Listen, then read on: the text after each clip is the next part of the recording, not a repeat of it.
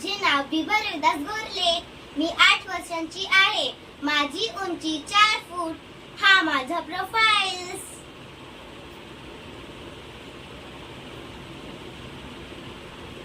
धन्यवाद. या सर, चला.